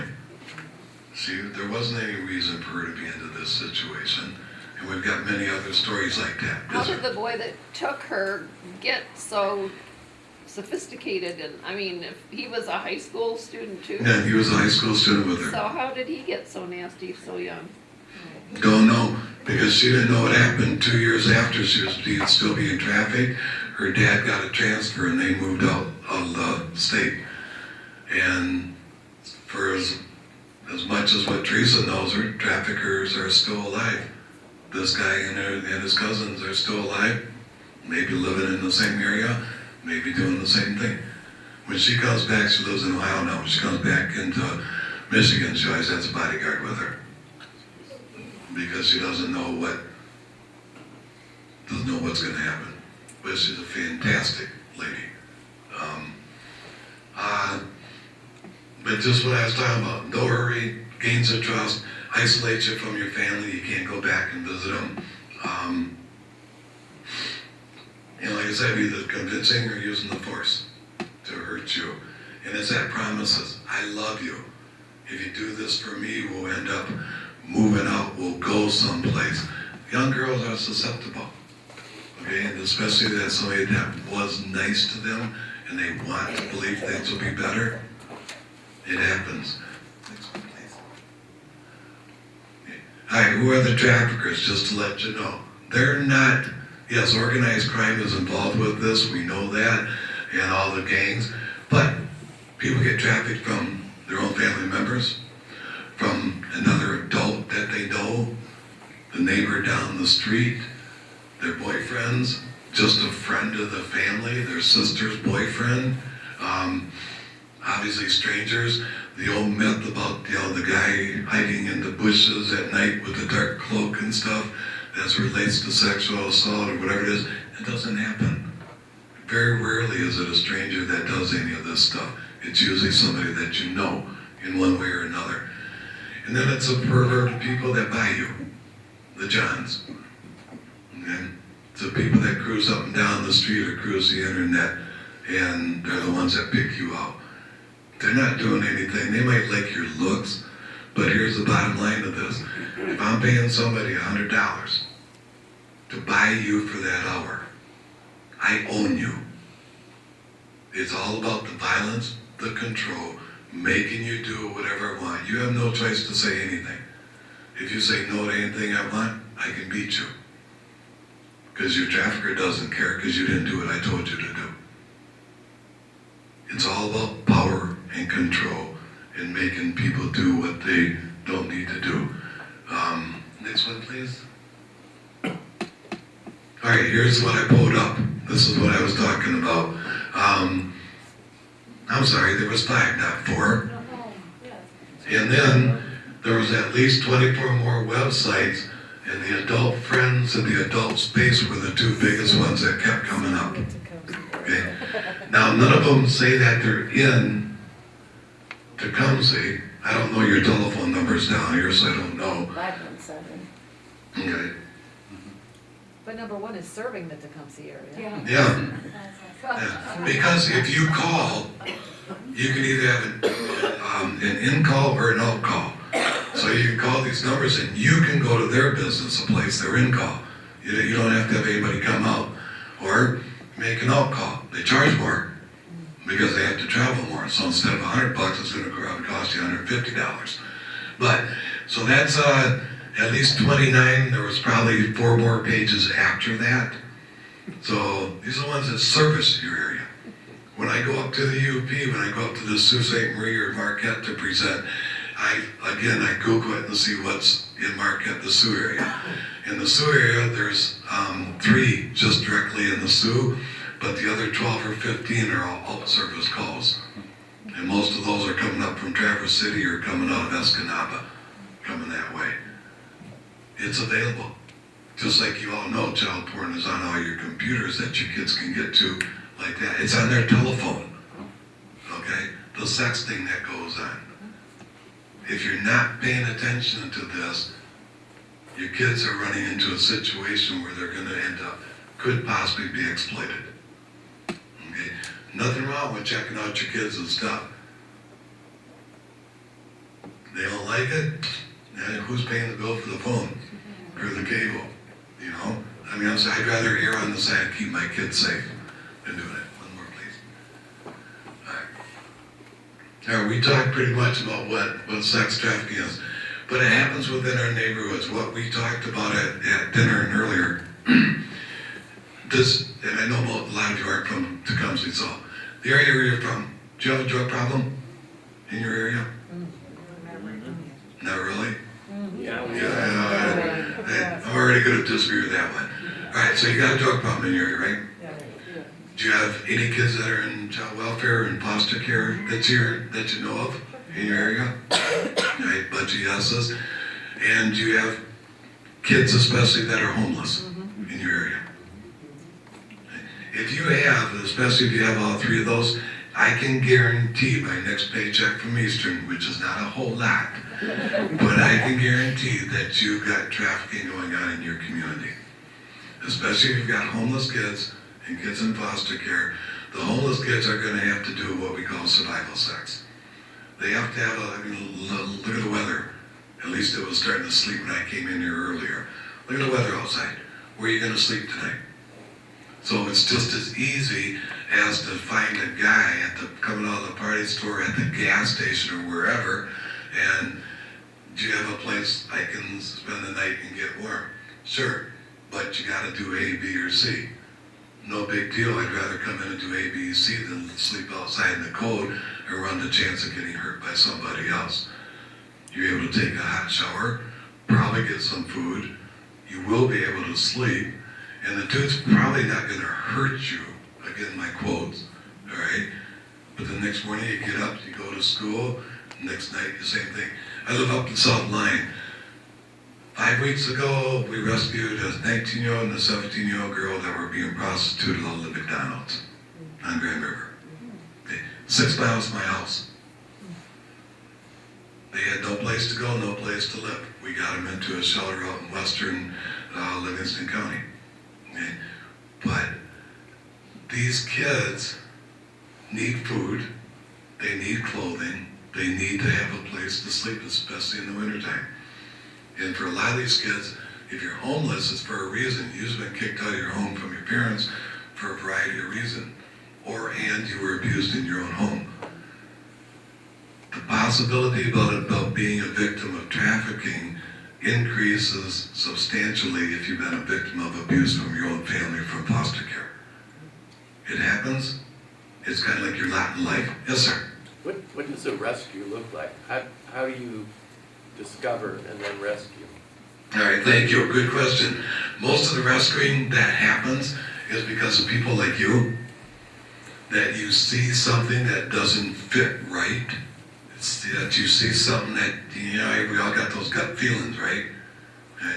So you see something that's like, that doesn't feel good. What they do is they pick up the phone, they call the cops and say, hey, this is what's going on, blah, blah, blah. It just doesn't look right. We also have other rescuers. I got a couple of friends out of Detroit that they're all able to carry and conceal. What they do is they go investigate. One of them's an ex-Marine that his daughter, that his younger sister was trafficked and killed. And so he's hooked up with a couple other people. And what they do is they go through the missing and exploited hotline, which you can go up and pull up and see. If there's kids from Detroit, they go out and they search for them. And if they find them as they're being trafficked, then they go in and they actually go in and do a rescue. They've been shot, beat, stabbed, but they actually go in and do it. Or we get tips for doing raids. The Victory Inn Motel, southeastern part of Wayne County, was just raided like 10 days ago. They knew it was a hotbed for prostitution, hotbed for drugs, so Homeland Security, FBI, all got together, went in and raided it. There was seven young women in there, not sure their ages right now, if they were underage or not, but the police know the hot spots. Your local cops around here know more than what you think that they do about kids. Do you have a bus line that runs through Tecumseh on a regular basis? Okay. Bus drivers, some of our biggest allies in the movement because they're the unseen eyes of the neighborhood, because buses ride all the time. It's not unusual to see a bus at 2 o'clock in the morning. But that bus driver will notice, wow, 2, 4, 6, okay, where'd those 6 people come from? And they've been coming out here for a week now. You know, I only know these guys and I know that back table, but where'd these 6 come from? So we've been training bus drivers to be on the alert about what to look for trafficking and to be able to report it. A lot of these kids are picked up or befriended at malls, at theaters, outside of their school. I hate the thought that homeless shelters are advertised where everybody knows where they're at, because these guys, they're predators. If they know where kids hang out at, that's where they're going to be at to watch for these kids. The foster care agencies, they're being watched. Homeless shelters for kids, SOS places, LGBT, trans places where kids go to, they're being watched by these guys because they're looking to take advantage of these kids.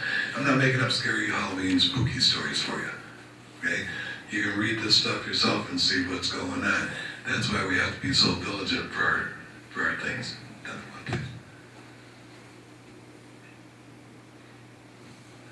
One of the problems that we have with identifying these kids, especially these kids, is that a lot of them don't have identification for any reason, so we don't know where they came from. Or if they do, they have false identifications saying that they're 18 or 19 years old. A lot of times for our migrant workers, our labor workers, the bottom ones, fake identification papers, maybe they don't have any because they came into the country on a legal basis, but then when you come to work for me, I take it away from you. So you don't have anything to show who you are. The distrust. These, whether they're the girls, the women, or migrant workers, they're told repeatedly, you can't trust authorities, especially migrant workers, especially if you come from a country where there's violence and the police are corrupt. They're told, if you try to run away, the police are going to pick you up, they're going to assault you, they're going to beat you, they're going to throw you in jail, and then they're going to send you back where you came from.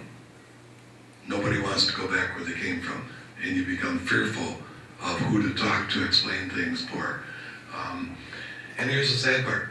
A lot of our victims, a lot of our survivors, they form a bond with their traffickers. Might seem ridiculous because this guy beats you, rapes you, blah, blah, blah. But he also has control of your life. And I won't go into detail about what the one trafficker did, but basically, while he was assaulting her, he put her head down in the bathtub that was filled with ice and water. When she was struggling to breathe, he would take her head back out of the ice and say, see, you bee, I control whether or not you live or die. And he put her head back in the water again until she was starting to struggle to breathe again and pull it out. And do this 5 or 6 times till it got into her head. I control you. I can kill you. Or I let you live. So you get this weird bond. One of the other young girls that we rescued, and again the we part, her statement to the agent that was working with her was that she loved this guy. He was her boyfriend. He cared deeply about her. And finally it was like, well, what do you mean? How do you think that he loves you? Why would you even say that? He makes you on the street 20 guys a day. How do you think that's love? But the other day, we went into the 7-Eleven store on the way back to the house, and without asking me, he went up to the Slurpee machine and he bought me a blueberry Slurpee. He knew what my favorite flavor was. That's how come I know that he loves me, because he knew what Slurpee I liked. How can you argue with something like that with a little kid? Or I'll call her a little kid, she was an adolescent girl. But in her mind, he didn't have to ask her. He knew what to get her. we're tough sitting here in this room, but not to that kid on the street. Next one, please. Real fast with the migrant workers. United States, 400,000 migrants working in the field. Agriculture law does not apply to them as it applies to U.S. citizens. There's no working restrictions, hour restrictions, there's no overtime that has to be given. So these guys are working, guys and women are working tremendous hours. South Carolina has the tobacco fields. Kids as young as 5 and 6 years old are out working in the tobacco fields, cutting tobacco leaves. I don't know if you know what they are, but they're about yay high. Okay? The problem with working with tobacco is that it seeps into your system and you get tobacco poisoning. And these are 5 and 6-year-old kids that suffer from this poisoning from the tobacco leaves. There's no law that puts an age limit on what you either have to wear or how old you have to be. These kids get nauseated, they get obviously sick, they get different things that going on with their body because tobacco going into their young system, immune system, affects their health. And it's not just a short term, it's long term. They lack school. Growing season, especially now in this country, can be 10 months long. When you start in Florida and you pick oranges and you move to South Carolina to pick whatever, and then to Virginia, then up to Ohio, then end up in Michigan in October, when are you in school? One of the things we know about trafficking is one of the effects you have is that if you don't have an education, what have you got to look forward to? So it affects them there. Again, please. Do you have questions or comments? I mean, I can talk a lot, but yes, sir. Yeah, I'd like to talk for the last 10 minutes about solutions. Got them. Can we go? Want to go ahead like to the last 3, 4 slides? When is that? Good. I was going to try to get to that as soon as I could. Prevention? Well, why aren't people where?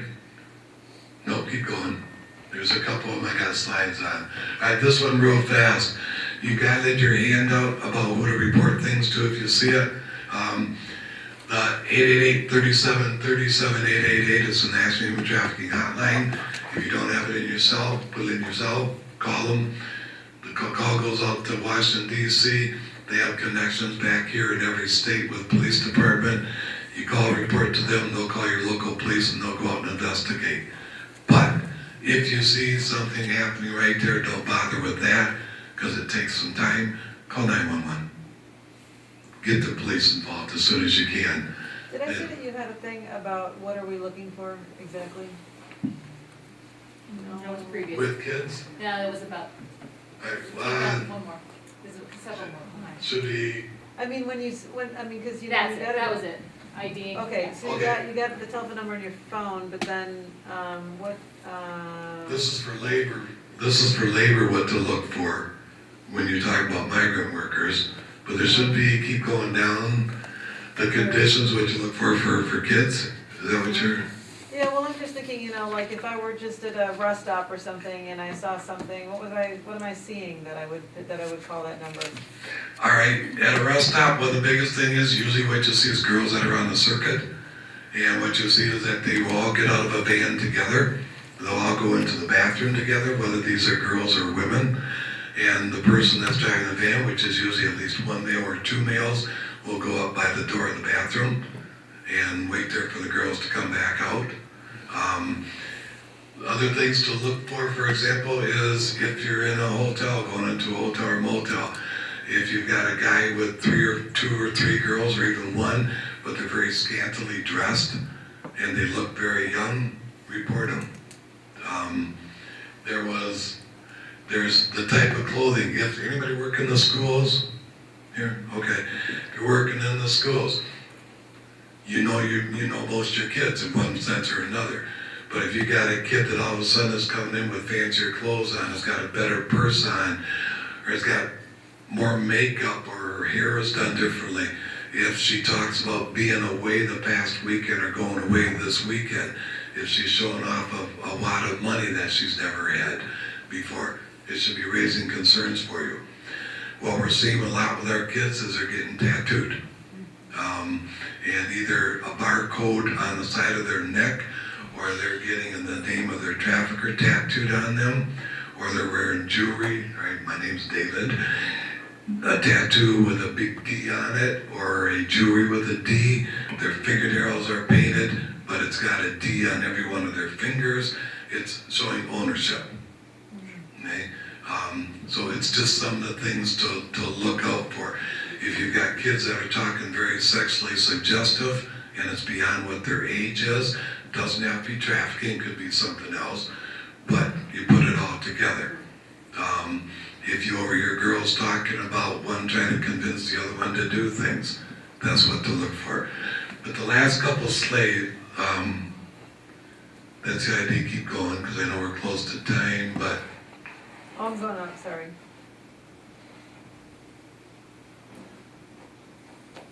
there should be a couple more. I'm sorry, reporting and keep, that's Barack.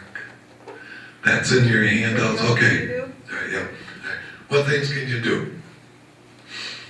The first part has to do with we don't have a lot of money to do research. There's another one after this, but contact Washington, contact the state. We invest so much money to fight drugs. $20 billion a year is put into the drug fighting. We get less than $300 million to fight human trafficking. Check your company's website, the things that you buy, the places that you shop. See if they're fair trade. See if they have a supply chain there, so that your money is not going into the slave labor chain of supply that comes up. Mentor a kid. Get involved with kids that are at risk. Open your heart, open your doors to the kid that is LGBT or that is trans, because they're our highest population to get trafficked. Get involved with your trafficking groups. Get to know more. Be involved with Lenawee County Human Trafficking Task Force. Get involved with the domestic violence shelter, so that you can be part of the community that you live in. Attend events like this and talk. Obviously, anytime we'll take your money. All right, any of our organizations will. We need it. When you check into a hotel, first thing I do is I go over and I check on the TV guy, check it around, I flip it around. If porn channels come up, I make a call downstairs to the front desk. And then I also send an email letter out to the motel company, the chairman, and say, don't want this. Get it off your spot. There's an app out, I think it's on, the next one please. I'll have to get it. There's an app out there now you put on your phone that when you go to hotels or motels, take a picture of the motel room and you upload it and you send it to this database that they have. Because a lot of the commercial exploitation of girls happens in motel rooms. And if the FBI or missing children has a picture of the hotel room, then it's easier for them to maybe identify where this kid was abused at. Because most hotels keep the same theme. Okay? Hilton is almost the same thing wherever you go. Okay? So they can put those pieces together. Yeah, I think there's one more. Okay, yeah. This had to do with, I presented at our church on Freedom Sunday. And the International Justice Mission is one of the world's largest anti-trafficking organizations. And go home tonight, get on your computer, and join IJM. They have not just international, but they have local projects going on. They're invested in churches. And the faith-based organizations are the largest group of people that are involved with this anti-trafficking efforts around the world. We just passed 14 laws 2 years ago in the state of Michigan. We had no safe harbor laws in for protect kids. Just for an example, one of the laws we tried to get passed was that if you're going into one of the strip clubs, that you had to pay an automatic $10 fee to get in that would go to a fund that we could provide medical and psychological counseling for women that we get out of the trade. It was defeated because the strip organizations are very powerful. They have a lot of money. They argue that if you put a mandatory tax on a guy coming into their club, then that means they wouldn't come to their club because $10 was too much money. You walk into a club, it's going to cost you $10 for a drink, $20 just to talk to a girl, and you got to pay money all the time plus your tips. You really think $10 is going to come hurt these guys that are going to a strip club? It was a joke, but their lobbying system is so powerful that it was defeated. We couldn't get it passed. If you don't have the money, donate your time. About 4 times a year, I tell my students on campus, I kick out an email to everybody and say, I need clothing. We've got 4 shelters, they're all adolescent girls or they're young girls, I need clothing. And it's usually at the change of season time, and I get 10, 12 bags of clothing, especially from college students, college-age students, young ladies, because they're changing up their wardrobe, and I get really good clothes that I'm able to take to Vista Maria in Detroit, or Alternatives for Girls, or donate to the shelters that we have set up. So it doesn't have to be your own money, but get involved and do something. Like the church did tonight, host a human trafficking event. Anybody, any of you guys in here, are you part of the Rotary Club or the Elks or the Moose or any of the male organizations? No, nobody here? Kiwanis, anything like that? We go and we talk to Kiwanis. I just did the Dearborn Rotary Club about 3 weeks ago, went in there. Going to be doing the Ann Arbor Rotary Club. You know, host us, host somebody, it doesn't have to be me. Have somebody come in and talk to your organization, your group, about what this stuff is. My church is just doing, because I presented there, what we're doing is we're holding a book study club.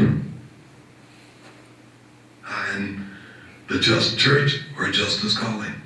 They're fantastic books. It has to do with Jesus and the religious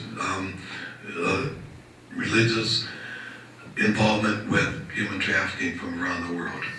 So get involved with things like that. I think that was the last slide, but. So when we had dinner together, you said that some of your students actually, when you were teaching, came up to you and said, you know, held back after class and said, I'm a victim of this. I mean, this is like, how many, you said? I think I've got 11 students now on campus at Eastern that are trafficking survivors. And I've met the last 4 or 5 in my class. After the first night of class, they've held back, and like everybody does, to ask questions. And the last one in September said, after your introduction, your talk and stuff, I really think I can trust you. I was trafficked. Actually, her story was in the Detroit papers. It was sex, drugs, and something else. She was trafficked through the Chaldean community, but she'd never talked about it before. I was at a conference on trafficking. I was actually presenting there. Had a young lady come up, tap me on the back of the shoulder and said, "Are you David?" "Yep." She goes, "I'm a victim of trafficking." She was trafficked by the Masonics on the western side of the state when she was younger. But it was the first time that she talked about it.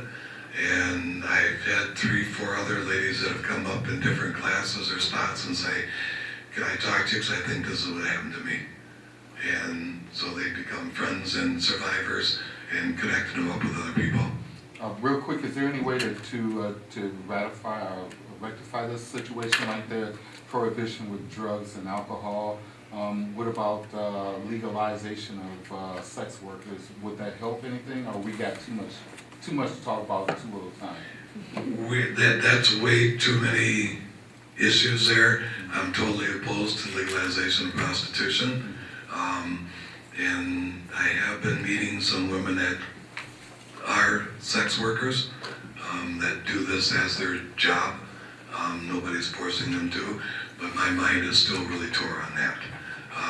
But we're talking a totally different, long time subject. I know I don't know if it's the whole state, but certain parts of California just decriminalize prostitution in order to help the victim not be stigmatized. Are you for that? Or, so is that different than legalizing? Decriminalizing and making it illegal or making it legal are two different things.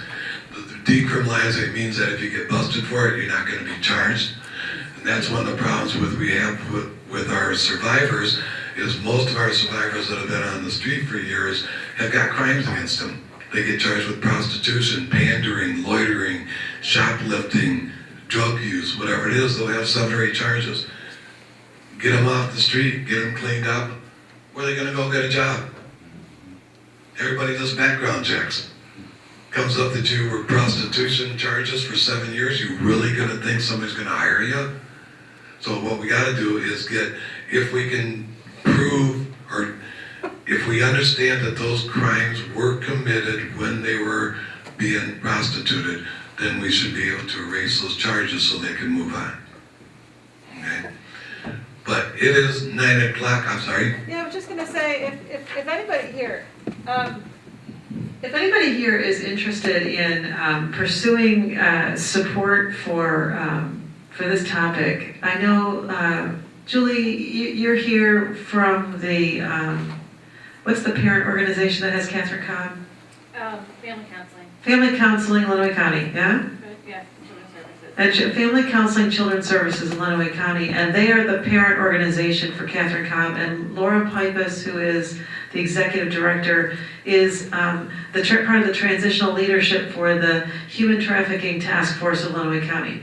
We have a partnership with Catherine Cobb and with Laura Pipus through this church, and you know, they're looking for people to be a part of this task force. So you know, if you want to explore this further and you want to be a part of the solution actively, I think that's a good direction to go, is through the right here in Adrian with Laura. How are the schools handling the education of these young, you know, 5th grade, 6th grade students on the subject? Is it in a Very health little. class or not? No, but most schools won't let us into education because the school board and the principals don't want this type of topic talked about. And we have to have their permission to go in the schools and do anything. So very few schools will allow us in the door. We've got some fantastic people that we specially train to go into schools, because you're talking obviously with 14 and 15-year-olds, totally different than with adults, we know. But there's very good films that are geared towards kids that aren't violent, that aren't, what's the term I want, up in your face, or that are explicit. They talk about things that kids understand, but we gotta get permission to get in. Well, and a lot of it would be teaching young boys and girls to be assertive, not to be passive. I mean, they're approachable because they're passive. But if they learn to, you know, assertiveness skills, then that's going to help. And then see, now we're getting into a whole different topic that I could spend a couple hours talking about, is how do you teach kids the right part of sexism and sexual responsibility, and how to appropriately treat each other. Okay, yes sir? With all your research, what does it show as far as, like, these victims? Are most of them from the United States, or are most of them outside the country when they are illegally trafficked? I mean, where do we focus? All right, actually 2 doors right there. According to the CIA, there's between 15 and 30,000 that are brought to the country every year illegally. Most of those are brought in, 80% are brought in for commercial sexual activity. But if you want to just look at your own area being involved, it goes as easy as mentoring a kid, boy or girl. It's challenging Mattel.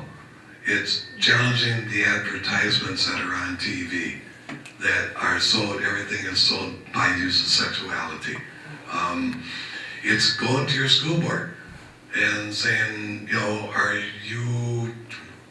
we want to have our kids talk to about human trafficking and promoting that, talking to your parent-teacher association, you know, pressing for us to be able to get into places, inviting us. You know, I would come to somebody's house if you're going to have 12 people over for dinner and wine some night. I'd come over to your house and talk to 12 people. I got students that are well trained. They would make the trip. I got 2 students who live down here in Tecumseh. Okay? Open the door to find out about this stuff. Give us the chance. We've got cops we can bring in. We got psychologists. If you work at a hospital, let us come in and train your nurses, your ER people, about what to look for. They're the ones that see the bruises, the burns, the rope marks, the chain marks on these kids. Speak up. My card is up here. I would be glad to talk or give people more information, put you in touch with other people. I'm not the only one that does this. We just want people to be aware. Bring the darkness out. Bring the light out of the darkness is one of the slogans we have. Will you speak to the clinic at University of Michigan Law School that gives free legal aid to? I know Bridget Garr quite well, and her, what is she? She's Elizabeth. We presented together a number of different times. They're at that little school down the road from me. But they do a lot of clinics. In fact, she's presenting February 11th up in Lansing. The Catholic school up there is having an all-day conference, and Elizabeth will be up there talking. They do work with, if you haven't heard about the Ann Arbor Law Clinic, Human Trafficking Clinic, they do all the work they do with human trafficking in the state is free. And they represent, most of their clients are with labor trafficking. Most of them are migrants that have been brought into the country. And they do a lot of work with the federal government, with visa people, with Homeland Security. It's the only clinic in the country that deals with this. They are fantastic at what they do. David, thank you so much for coming to be with us. I think anybody who wants to continue to talk and check out the literature up here, you're welcome to do that. I think there's also still some more food. We're so appreciative to you to come.